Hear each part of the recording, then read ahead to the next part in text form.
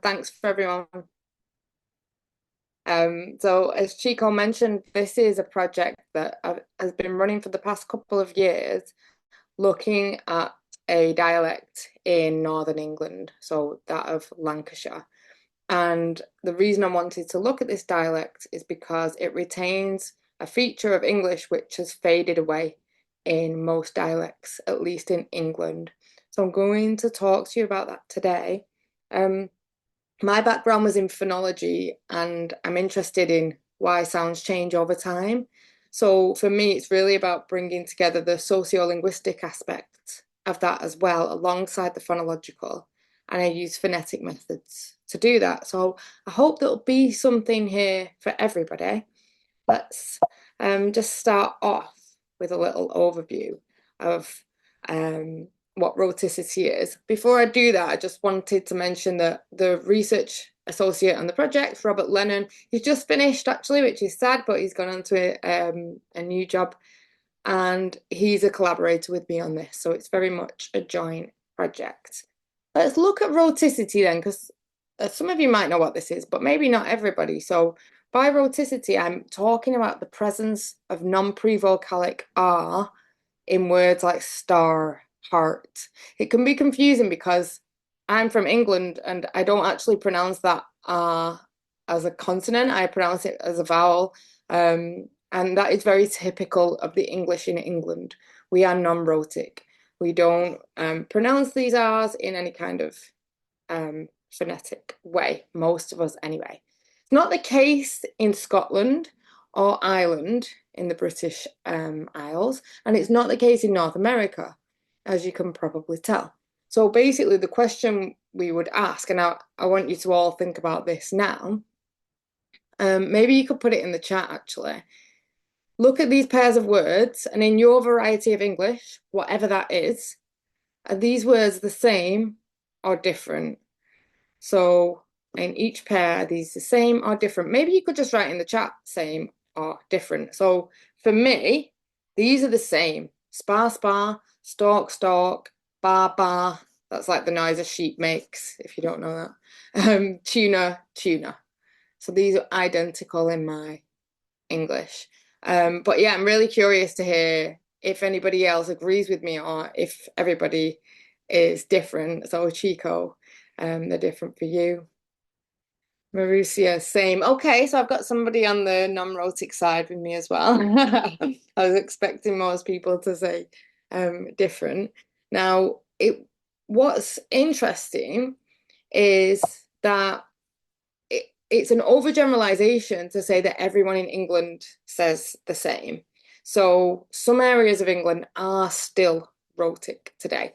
So I can see the votes coming in. Most people are agreeing that they are different in their varieties of English. And there's no right or wrong, right? It depends on your variety, and it's the same for English. In England, it's the received pronunciation is non-rhotic, but we do still have some rhotic varieties. Now, the reason I say still rhotic, and maybe this is obvious to you, but this is not obvious to even English linguists always, that everybody used to be rhotic in England hundreds of years ago. So I'll explain this map in a minute because it's actually quite complicated to dig into. But in terms of rhoticity in England, the loss of it is dated between the 15th and 18th centuries. There's quite a lot of debate about this in the historical literature.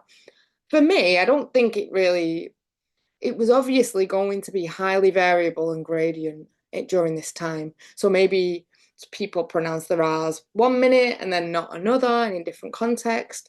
Maybe the R's were very weak for some people, or there's likely to be a lot of variation here. So what this map shows is that between the years of 1825 and 1865, only the stripy areas of England were non-rhotic. Everywhere else had a little bit of rhoticity, even if it was just restricted. This is from dialect surveys that have been kind of conflated together to show the different patterns. So most of the country had some kind of R, not that long ago, really. It's worth mentioning that rhoticity in England is heavily stigmatized. So it is mocked and ridiculed and made fun of. And this has been observed by linguists. And if you know any, I don't know how much you're into kind of British TV shows or media, but these are various different characters from mostly comedy, mostly comedy shows from Monty Python decades and decades ago to more recent ones like This Country. All of these characters are rhotic, and they are in some cases they're portrayed as bad characters or corrupt, but mostly they're just portrayed as kind of lovable buffoons, kind of uneducated, backward. That's the portrayal of rhoticity in the English press. And this is interesting to me from the point of sound change, because how much does this come into the retention of a specific feature, and how much does it's something we want to keep an eye on, yeah, for how much it's going to affect the sound change. I also just like pointing it out because there's no better example for me of why judgment values on speech are not actually anything to do with linguistics. They're to do with the social. They're to do with the judgments we're making about people. And the best evidence of this is that whilst rhoticity is stigmatized in England, the exact opposite is stigmatized in North America, where if you are non-rhotic, you are portrayed in the press as criminals, gangsters.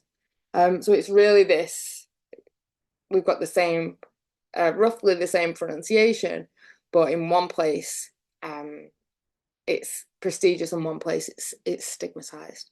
But just to point that out before we head on with looking at some data. So first, I'm just going to show you some dialect data. So this is not mine, but this is from the Survey of English Dialects, which some of you might know is a big, probably the most famous dialectology survey done in England in the 1950s. It focused on older men. And here we see a graph of rhoticity essentially in the 50s. So the red areas are very highly rhotic, around 100%. They're pronouncing those R's in those words. And the green areas are not rhotic at all. What I'm going to show you next is from the English Dialects app. So this data was collected in 2017, so not too long ago. And we can really see just a drastic change in how rhoticity is realised in England. So the most frequent we're getting is this kind of yellow colours here in the southwest, and this little pool of light here in the northwest. This is actually where I'm focusing on today, because well, one of the reasons is because it's been ignored in the literature. So the stereotype for an English person of a rhotic dialect is this part of the country in the southwest. Not that many people associate it here. So we can see that it's been rapid change. Also keeping in mind, this one targeted older men, and this one is an app on an iPhone. So they're going to be getting at different demographics, yeah, and inflating the trend. Nevertheless, I think it shows a very clear direction of the loss of rhoticity in England over the past 70 or so years. Now, plenty of sociolinguists have looked at rhoticity and conducted an auditory analysis. So just listening and noting down, was the token rhotic or non-rhotic? Here are all the studies of rhoticity that I could find in England over the years. And here at the top are the ones in the southwest. And we can see that rhoticity is declining in all of these. And here at the bottom, these are the northwest ones. So as I mentioned, this area where my project's based has not been really looked at very much. Now, some studies found decline, so the general picture of decline, but others did note some stability. And the issue is that almost all of these studies are really excellent undergraduate and postgraduate dissertations, so they're not really available for people to read, and also they're not peer reviewed, but they are really good. So it's a little bit of an indication that there might be something interesting happening here. And do we expect the decline to be as rapid in the north as we've seen in the south? Here's a study from the southwest. This is Dorset, so this is some work by Caroline Piercy, and she reports this rapid decline. So these are the speakers from the Survey of English Dialects in Dorset.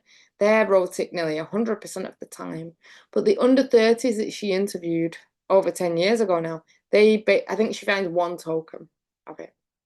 You do hear it when you go to these places. It's not completely gone. I think there's probably a socioeconomic bias often. I think we see this a lot in sociolinguistics, and I don't know if you agree in the kind of sociolinguistics you do, that we often target the middle classes and sometimes we might miss out on a bit. And nevertheless, I think, and I'm not saying she's done that, nevertheless, we can see this, again, rapid decline in rhoticity in the south of England. This is one from the north of England, and we can see there seems to be a decline. So you can ignore the pale orange, that's not rhotic. So there's a decline, but it's not as common to start with. It's less than 50%, and the reduction doesn't seem to be as low. So I'm interested to look at these and probe further, not just do auditory analysis, but do some acoustics and ultrasound too. So I was wondering when I started this literature review, maybe R in the coda is just doomed. We know it's acquired late by children. We know that specifically English R, the post-alveolar approximant, is really difficult for non-native speakers. It's the biggest issue for speech therapists. So maybe this sound in the coda is just destined to fade away over time. That sounds like a good story until you look at North American varieties in which they're all increasing. So it was prestigious in the early 20th century to be non-rhotic in North America, to be more English sounding, and that changed over the course of the century. So it's prestigious to be rhotic in America now, and that reflects the trend. Just quickly, Scotland and Ireland are a bit more of a complicated situation. So it is standard to be rhotic in Scotland and Ireland. It's their own specific standard of English, and it seems to be conditioned by social class. So more middle class speakers seem to be more rhotic, and more working class speakers seem to be dropping the R. So there's a really interesting ultrasound paper, which I'll just reference now. And so ultrasound, I'll show you a bit more specifics when I show you my data, but essentially we're just mapping the tongue in the mouth, putting an ultrasound probe here, like you would scan a baby in the womb. What they found, because when they listened to the speakers, they could hear that some were non-rhotic and were dropping the R's. And then when they looked on ultrasound, they could see the speakers doing the tongue tip movement for the R, even though they couldn't hear it. And what speakers were doing was they were stopping voicing.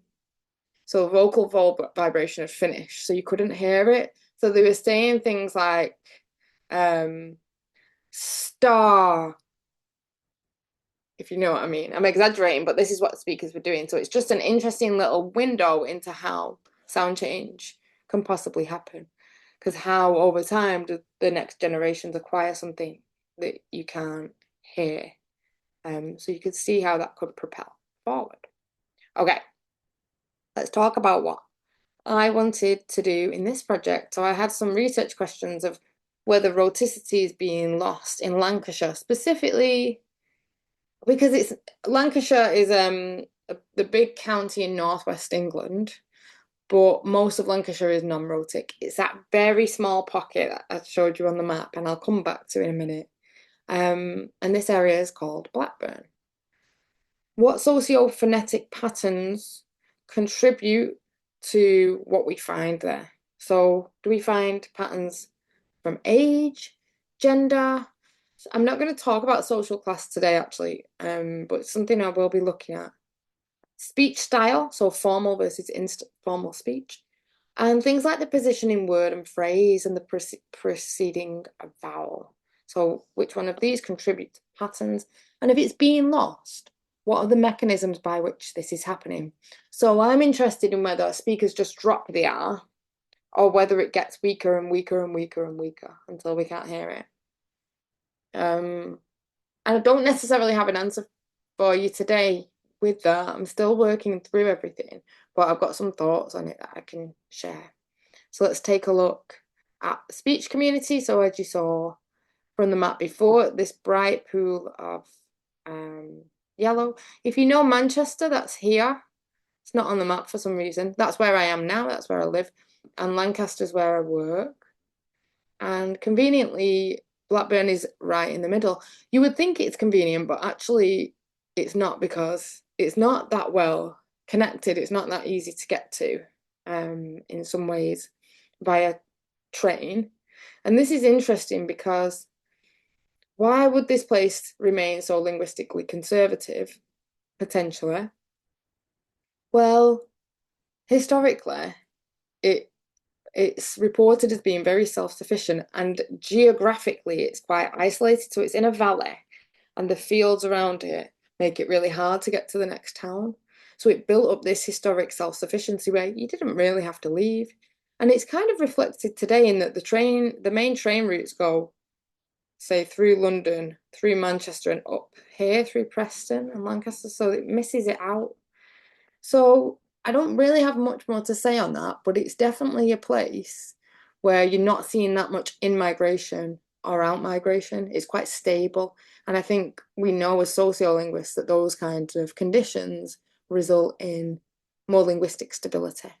Couldn't be further from the situation in the southwest, where lots of people have second homes. It's by the sea. It's relatively warm for England. And that's seen lots of change.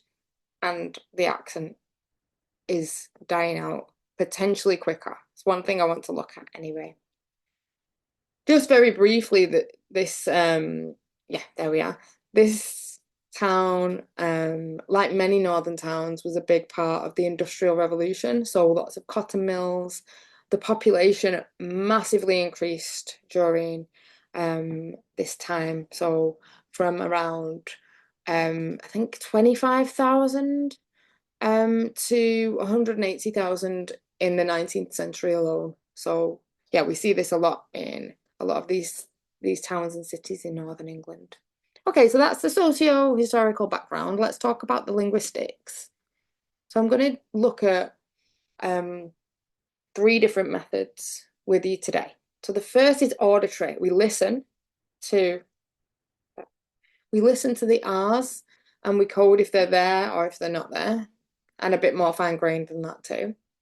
The second is acoustic analysis. So we measure formants, and I'll go into more detail in a second. And the third is articulation. So we're looking at the ultrasound tongue movements to see what speakers are actually doing with their tongues.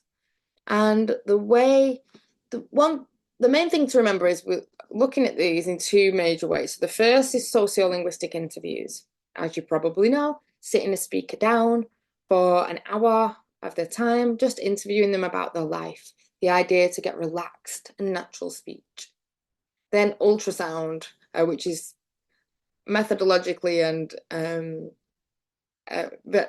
very much the opposite. Although we did do it in Blackburn in the town library, so we didn't bring them to campus. We went to them, which I think is important if you can do that kind of thing. So there's lots of details here on the various methods that we use if you're interested, and feel free to speak to me at the end about this. The main things to know is that both corpora are based on 28 white speakers, and they're not the same speakers. So that these are different 28 to these.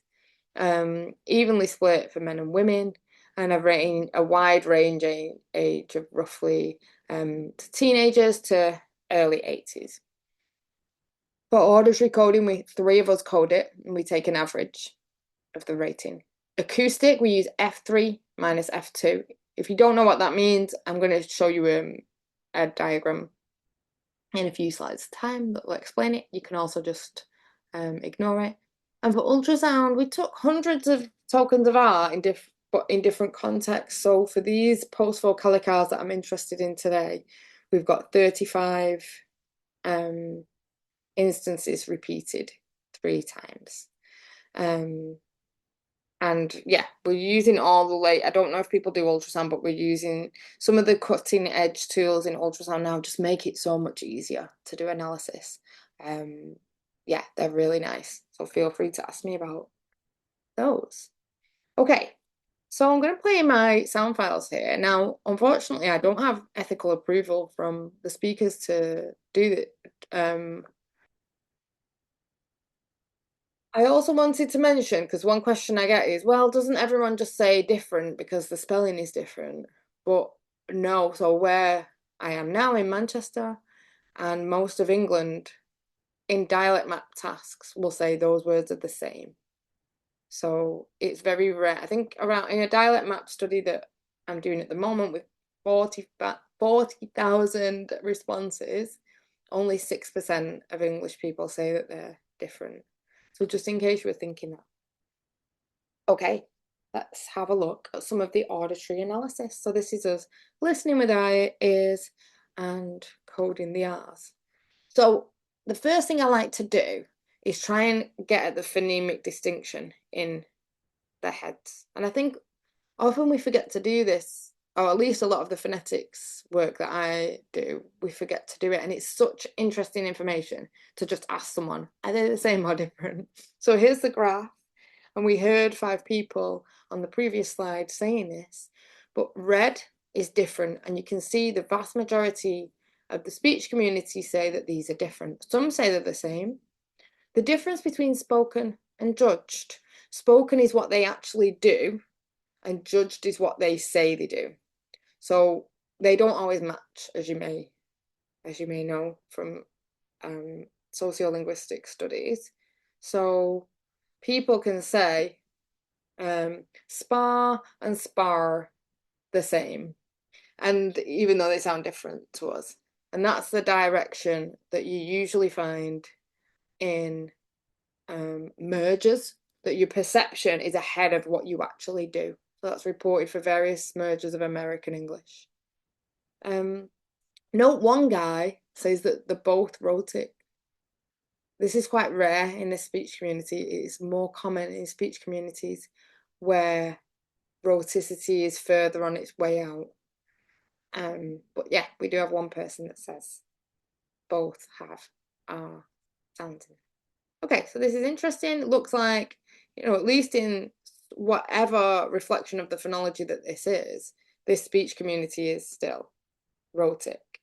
But what do they actually do in real speech? So what you can see here is the rhoticity rate on the y-axis. The higher up the y-axis, the more rhotic the speaker, and the lower down, the least rhotic. And this is their age. So we've got older speakers here, so the right-hand side of the graph, and younger speakers to the left-hand side. And we can see quite clearly a trend over time in the reduction of R. And if I just visualize this a bit differently with just zooming in on the trend line, this is an S-shaped curve for me. So that typical S-shaped sociolinguistic curve of a change in progress. I guess what stands out is just, again, that it's just not as extreme as that data we saw for the south of England, where it was from 100 to 0. Still kind of in the middle. It's decreasing, but not that fast. Let's look at age and gender.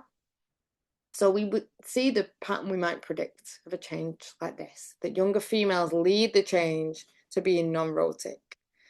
And young males are next, but they're quite comparable with the females of the older generation. So again, something we see all the time, that males tend in sound change tend to match the females of the generation above. And the most conservative, the older males. Now, I'm very interested in the different chronological contexts, whether that's the different vowel classes. Oh, whoops. Or the different positions in words. So something like car versus bird versus car boot. And yeah, when the R's got more time to fully realize itself, it's more likely to be pronounced. Now, in other studies of English R, the nurse context, so the lexical set of nurse seems to be the most favouring for R. Actually, here it's the back vowels, so force and start are most common. Actually, nurse and square are merged in Blackburn, so it's nurse and it's square. They're the same. And I'd like to, I mean, I don't have much to say on it now, but I think this is indicative of where the R is articulated. That because we see these different mergers before R manifesting differently in different dialects of English. Okay, I won't have time to go into it, but I think there's a constant rate effect here, which is interesting to me. And what I mean by that is these different contexts, they all change at roughly the same rate. It's not perfect. They're all kind of going at the same pace. And this has interesting theoretical implications, I guess. I need to look into this further, but I just thought I'd flash that up in case anybody is interested in this kind of thing. So let's look at some of the acoustics. The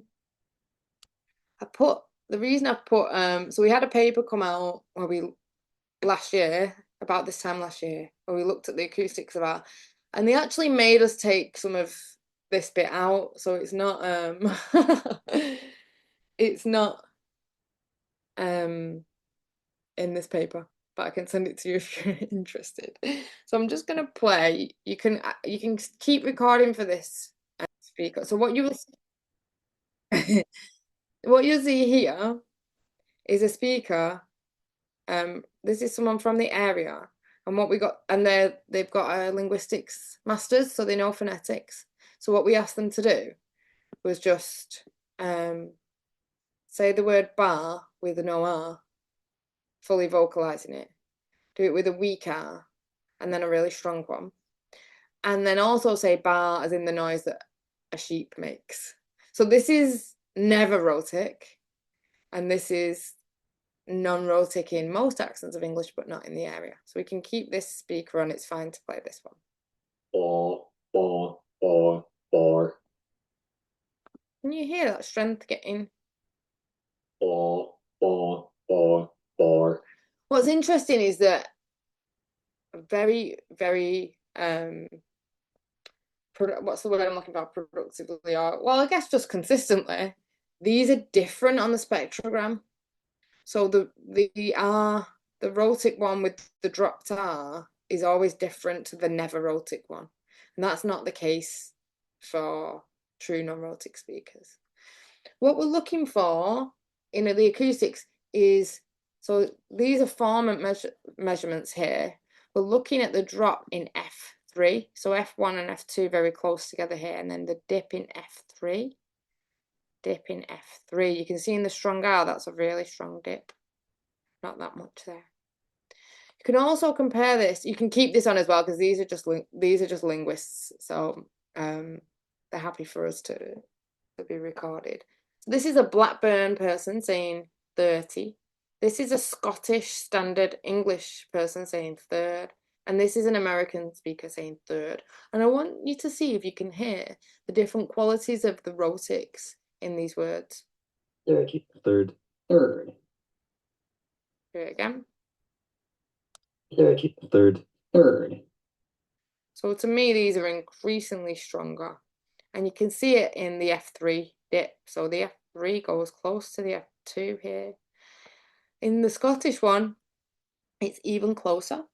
And in the American one, it's basically merged. Excuse me.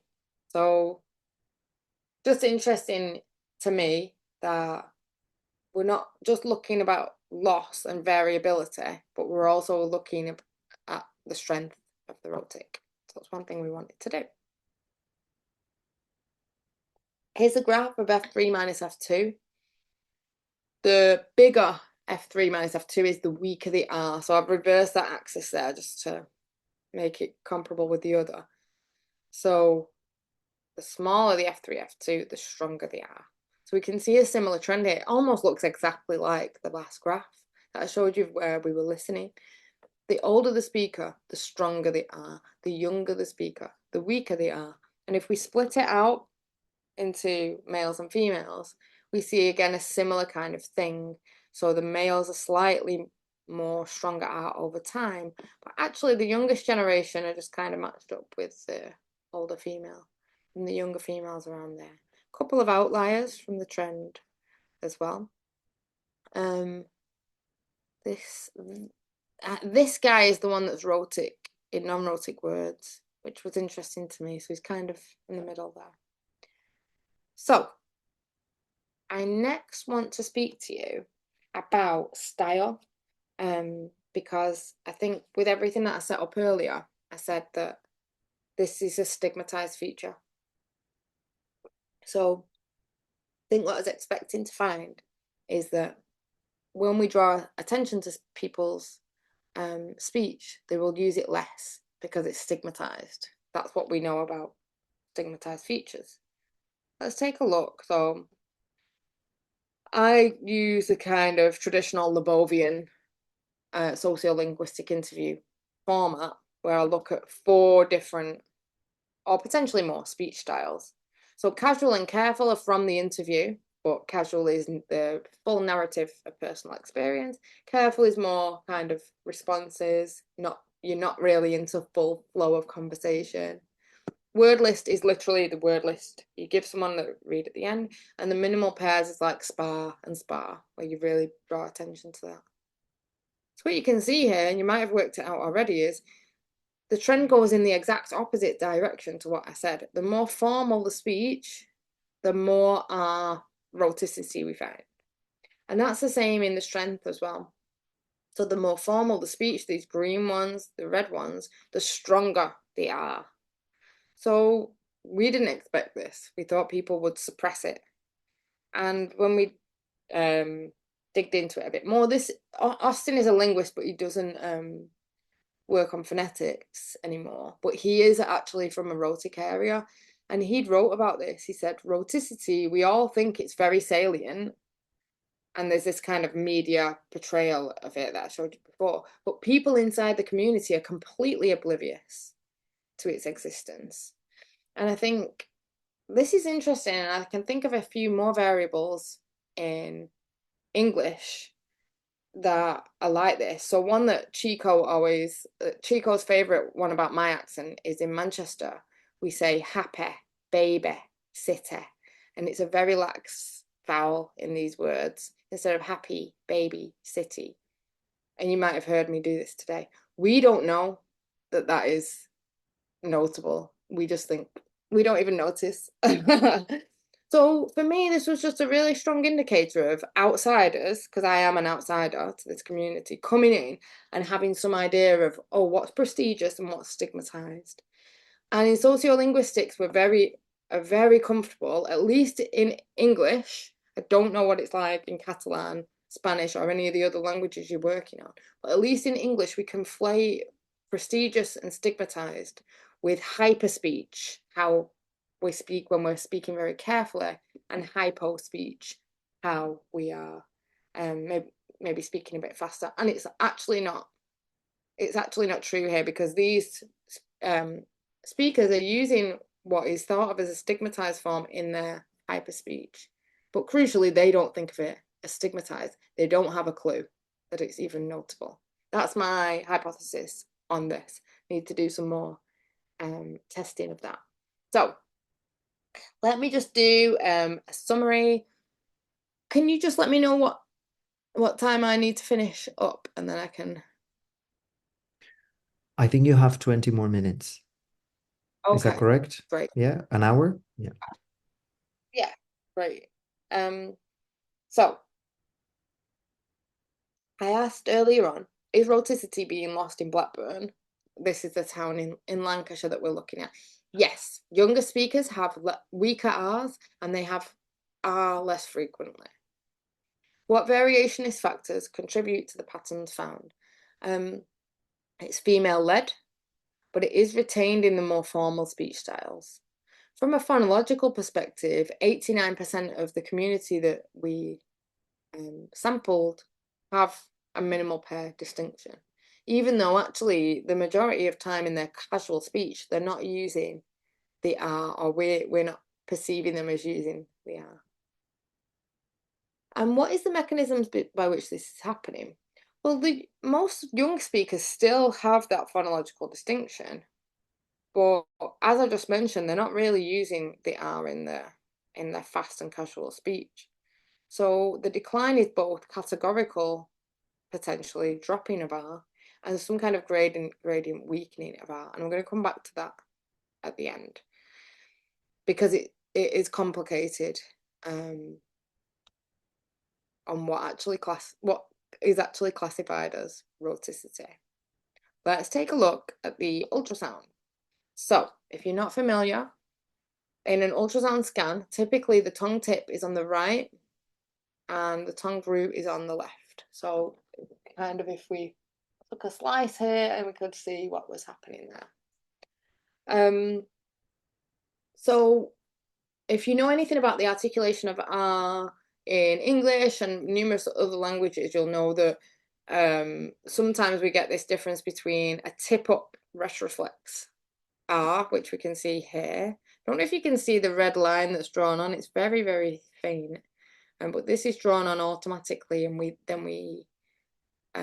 check it afterwards. It's really good. When I did my PhD, I used to have to draw this by hand painstakingly, but now the computer does that for us. And then we also get this more bunched variant where the tip is down, and you can see kind of a bunch of the tongue there. They're typically the two main types of R. So some articulatory correlates of a weak R is the tongue tip gesture is smaller.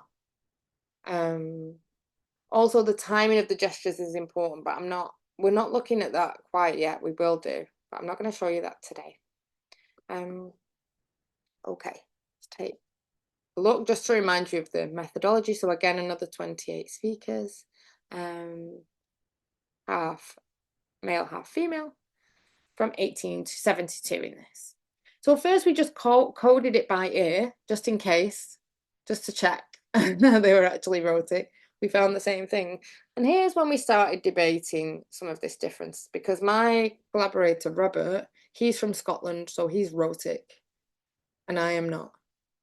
And we agreed most of the time, but sometimes we didn't. And he heard ours more frequently than I did, which I was surprised at, because I thought I would be more sensitive to it because I'm non-rhotic, but actually it was the opposite. He's more attuned because he is rhotic, and that's actually corroborated in other studies. But the main thing we disagreed on is we actually agreed on the fine grainness of it, but Robert would say, well, that's an R, and I'd say, no, it's not, there's no consonant there. And he'd say, well, I know there's no consonant, but it's meant to be. The off glide means that it's meant to be. So this kind of brought up a whole other host of things for me to think about that I've still not worked out, that what actually is rhoticity anyway. Can we count just a vowel off glide as if it's phonologically distinct? And I need to think more about that, and I'm going to focus purely on the articulation that we get right now. Let's take a look. I'm just going to play some of the speakers so you can hear them, and this. I love the new Fuller book. If we can pause the recording. A nice story. We had a nice story for the patterns of all the speakers for you. But basically the tendencies seem to be this. There is a rough tendency for more rhotic speakers to have the tip up R's in initial position. Now what I've done here, I've ordered everybody from most rhotic along here to least rhotic around here. So we had 3 completely non-rhotic speakers, Holly, Lyndon and Peter. Everyone else had a little bit of rhoticity. these ones on the top row, these three are over 75% rhotic. So note they're all older men. And note the tendency for the tip-ups to be more in this non-rhotic half. Not always. Manny F is one of the least rhotic, and he still has a tip-up R as well. So I think what we want to do with this is, code by individual tongue spline, and see what patterns we find. But there was no clear pattern of, oh, these people have an allophonic distinction and these people don't. But what we are interested in getting to is that tongue tip displacement measure. So we can do that fairly well automated in modern ultrasound tools. And what we do, we measure the distance from the short tendon there to the end tip of the tongue on ultrasound. So we can fairly well automate that. And then we can run generalized additive mix models on this. So GAMs, as they're called. You can think of them, if you do mixed effects, maybe some of you use GAMs, but if you don't, you can think of them as like conceptually similar to mixed effects models. So essentially what we're asking here, what these graphs show, because we're not looking at tongues anymore. Now we're looking at the distance between each bit of the tongue and the short tendon. So this is the very front tip of the tongue and the distance between the short tendon. This is the very most back root of the tongue here. So what we're just trying to map is the differences in that distance from between different groups. Now, there's going to be anatomical differences here as well that we can't quite hope to eradicate, but we can try and look at trends. So what we can see here is that males have a slightly bigger difference. Males are in the blue than the females, which are in the red, in that tongue tip area. So you could just say, well, that might be physiological. That's anatomical. And you could probably be right there. But we can use this mechanism to look at different age groups and see what's happening there. So this is this is comparing a younger speaker who's in the blue with an older speaker in the red. These are both male speakers, so we wouldn't have they're still going to have some anatomical differences, but we won't have the same worry there. What we can see here is that older speakers have a greater distance between the tongue tip and the short tendon. So perhaps this is indicative of some kind of change in progress. Let's take a closer look at all the different speakers. What I'm interested in doing here is seeing if we can use that apparent time hypothesis that is used so often in sociolinguistics, comparing older speakers to younger speakers as an indication of sound change. Can we do that with ultrasound tongue imaging? So let's start with what we've tried to do here. So we've got females on the left, males on the right, and I'm going to layer on different speakers, and they're going to get younger over as I go through the slides. So here's an example of an older speaker from the females and the males. So these are around between 60s and 70s. These orange ones are a bit younger, younger again, younger again, younger again, and youngest. So what we can see from this nice rainbow is over time, when we divide males and females up, over time, that distance between the tongue tip and the short tendon is getting smaller. And what we would think this would be articulatory, indicative of a weaker R. That tongue tip displacement is not as big as it used to be. So rhoticity weakens over time for both genders. The shape difference also seems to change more for males. So if you didn't notice that, you can kind of see it there, but there's potential in that the shape is changing a little bit in a way that the females just kind of all seem to be going down. But the males, it looks like There might have been something happening more in the tongue root area as well, to be continued, the investigation into. So is rhoticity being lost in Blackburn? So we've already established that younger speakers have weaker R's acoustically and use R less frequently. It also looks like they have a smaller tongue tip displacement in relation to the short tendon. Now, the next thing we want to look at is that timing gesture between the tip and the dorsum area and see if that is changing over time too. We can look at that. Which variationist factors are contributing to the patterns found? Younger speakers are leading.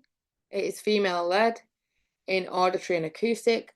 It's possibly female-led in articulation. We can't really say because of that difficulty in ultrasound in comparing between speakers and physiological factors.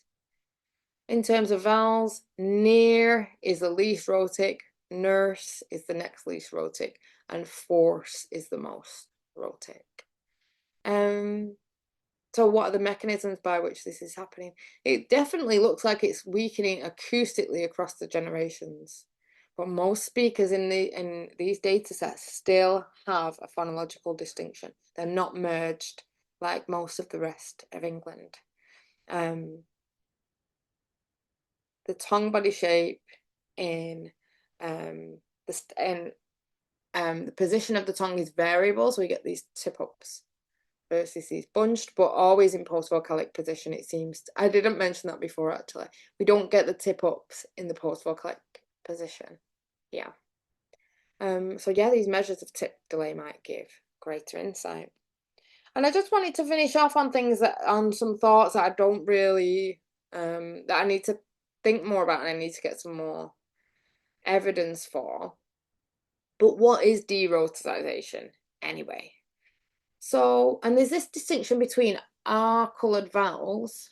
A lot of the descriptions of American English will transcribe it like the vowel with is R-coloured rather than a separate segment for R. In words like near and letter, it does seem that I would transcribe that with a separate segment, and it does seem like the R is being dropped. But actually, in these most frequent words, it's more like nurse, force, start. It is more like these rhoticized vowels. So how can we think about rhoticity loss in that context if it's part of the vowel? And at what stage in the phonetic trajectory do we say, right, this is non-rhotic now? It's too complicated to do this.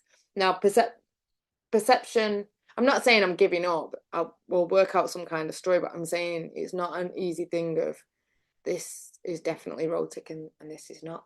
Now, the other thing I wanted to say is that the perception and the classification of art is non-trivial. So me and my collaborator, we are hearing the same thing, but we're classifying it differently.